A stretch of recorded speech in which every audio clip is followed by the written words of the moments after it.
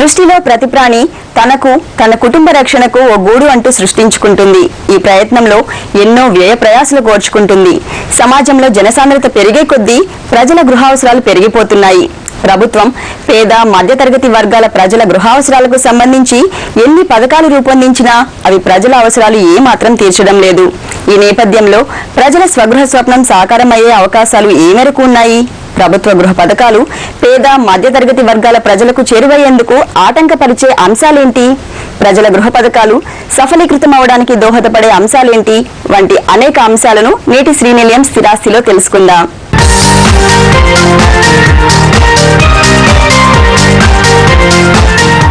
జన విస్ఫోటనానికి తగ్గట్టుగా పేదరికం కూడా పెరుగుతోంది. దైనందిన జీవనమే భారమవుతున్న ఈ రోజుల్లో కనీస సౌకర్యాలున్న ఇల్లు సమర్చుకోవడం పేద మధ్యతరగతి వర్గాల కుటుంబాలకు తలకు మించిన భారమవుతోంది. ఇక పేదలకు ఇల్లు కట్టించడమే తమకు ప్రాధాన్య అంశమంటూ కేంద్ర రాష్ట్ర ప్రభుత్వాలు చేసే ఊదరగొట్టే ప్రకటనలు గాలిలో మేడలకే పరిమితమవుతున్నాయి. ఎన్ని కేంద్ర రాష్ట్ర పథకాలు గృహానికి సంబంధించి వచ్చినా అవి సఫలీకృతం కావడం లేదు. Housing and urban poverty elevation ministry యొక్క సర్వే ద్వారా మనకు తెలిసిందంటే 18.7 మిలియన్స్ హౌసెస్ మనకు ఈ రోజున షార్ట్ ఫాల్ ఉంది మన కంట్రీలో. దీంట్లో about 95% housing short fall economically weaker section and LIG sector వరకే ఉంది ఇందులో మేజర్గా. ఎందుకంటే ఇక్కడ గవర్నమెంట్ ఎక్కువ కాన్సన్ట్రేట్ చేయట్లేదు ఏరియాలో. ప్రైవేట్ సెక్టర్ కొంత చేస్తుంది. Private sector maximum middle class, higher middle class, luxury component చేస్తుంది. అంతేకాకుండా రాబో కాలంలో 2030 వరకు మన ఎస్టిమేటెడ్ హౌసింగ్ రిక్వైర్మెంట్ అబౌట్ మనకు 60 మిలియన్ హౌసెస్ ఉన్నాయి. ఇది మీట్ కావాలంటే మనకు 3.4 మిలియన్ హౌసెస్ ఎవ్రీ ఇయర్ మనం సప్లై చేయాల్సిన అవసరం ఉంది. వేరే మనం చేసేది ఏంటంటే 2.4 మిలియన్ ఈ రోజున. కొంత లాస్ట్ ఫ్యూ ఇయర్స్ నుంచి కూడా మనకు న్యూ పాలసీలు రావడము, అంటే అంతకుముందు ఉన్న ఇన్సెంటివ్స్, ఇంతకుముందు మనకు సెక్షన్ 80IA ఉండే ఆ సెక్షన్ చాలా మంది ప్రోత్సహించింది ఇది స్మాల్ యూనిట్స్ చేయడానికి. అంటే ఒక ఎకరం పైన ఉండే ప్రాజెక్ట్లో లెస్ దెన్ 1000 స్క్వేర్ ఫీట్ కానీ 1500 స్క్వేర్ ఫీట్ కానీ అపార్ట్మెంట్స్ కానీ కన్స్ట్రక్ట్ చేసినప్పుడు బిల్డర్స్ అందరికీ కూడా ఇన్కమ్ ట్యాక్స్ ఎగ్జంప్షన్ ఇవ్వడం జరిగింది. అప్పుడు పెద్ద ఎత్తున ఎన్డీఏ గవర్నమెంట్లో పెద్ద ఎత్తున డెవలపర్స్ అక్రాస్ ద కంట్రీ కూడా చాలా ప్రాజెక్ట్ టేకప్ చేశారు. తర్వాత మన ఆంధ్రప్రదేశ్లో కూడా వైఎస్ఆర్ గారు ఉన్నప్పుడు అప్ టు 1200 స్క్వేర్ ఫీట్ వరకు 5% stamp duty, total stamp duty wave చేసినారు, ఎగ్జంప్షన్ ఇచ్చారు. దానివల్ల కూడా చాలామంది ప్రైవేట్ సెక్టర్లో ఉన్న డెవలపర్స్ ఈ అఫోర్డబుల్ హౌస్ సెగ్మెంట్ టేకప్ చేయడం జరిగింది. మన దేశంలో దాదాపు 24.66 కోట్ల కుటుంబాలు ఉన్నాయి. అందులో 3.30 కోట్ల మందికి సొంత ఇల్లు లేదన్నది తాజా జనాభా లెక్కలు చెబుతున్నాయి. ఆంధ్రప్రదేశ్లో ఇప్పటికీ 41 లక్షల కుటుంబాలకు అద్దె ఇల్లే దిక్కు. సొంత ఇల్లు ఉన్నవారిలోనూ 31 లక్షల కుటుంబాలు నివాసానికి అనువుగా లేని పూరి గుడిసెల్లో మగ్గుతున్నారు. ఇందిరమ్మ పథకంలో 40.68 లక్షల ఇళ్లు కట్టినట్లు కాంగ్రెస్ ప్రచారం చేసుకుంటోంది. కానీ వాస్తవంగా 26.29 లక్షల ఇళ్లు పూర్తి చేయాల్సి ఉంది. ఈ లెక్కల ఆధారంగా మన రాష్ట్రంలో 20% పైగా కుటుంబాలకు సొంత గూడు లేదన్న విషయం బోధపడుతోంది. పేదలతో సహా మధ్యతరగతి వర్గాల ప్రజలకు సైతం నేడు సొంత గృహం కలగానే మిగిలే పరిస్థితి ఏర్పడుతోంది. ఇందిరా ఆవాస్ యోజన, రాజీవ్ గృహకల్ప, రాజీవ్ స్వగృహ, ఇందిరమ్మ ఇళ్లు, రాజీవ్ ఆవాస్ యోజన, రాజీవ్ రిన్ యోజనతో పాటు ఆంధ్రప్రదేశ్ హౌసింగ్ బోర్డ్, కార్పొరేషన్ రూపొందించిన అనేక పథకాలు సైతం ప్రజలకు చేరువ కాలేకపోతున్నాయి.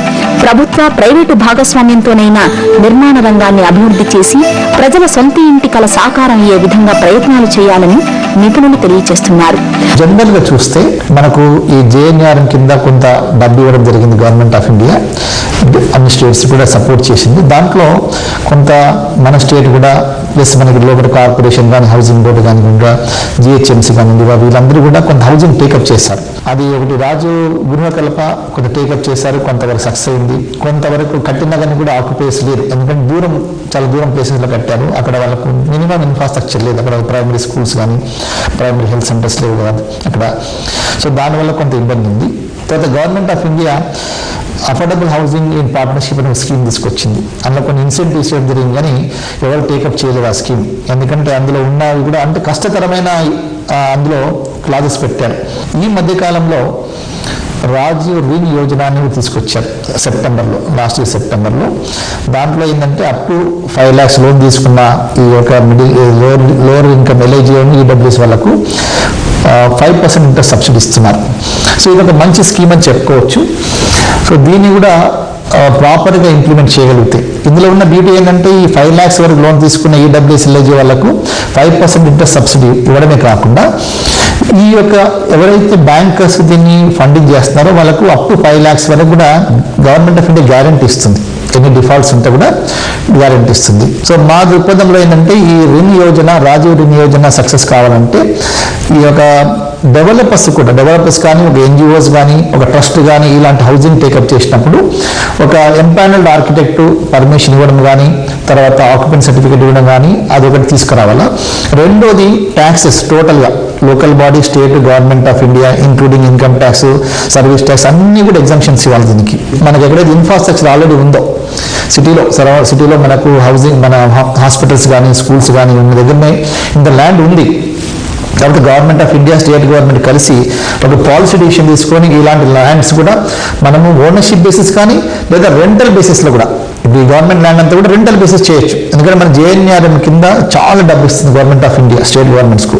ఇప్పుడున్న షార్ట్ ఫాల్ అంతా కూడా మనం దీన్ని వైప్అవుట్ చేయాలంటే ఇలాంటి కొన్ని రెవల్యూషనరీ స్కీమ్స్ తీసుకురావాలా. డెఫినెట్గా రాబో కాలంలో అందరికీ మంచి జరగాలంటే ఇది ఒక ఈ ప్రక్రియ జరగాల్సింది, రిఫార్మ్స్. పేద మధ్యతరగతి వర్గాల ప్రజల గృహ పథకాలకు సంబంధించిన మరిన్ని విషయాలను తెలుసుకునే ముందు శ్రీనిలయంలో స్వల్ప విరామం.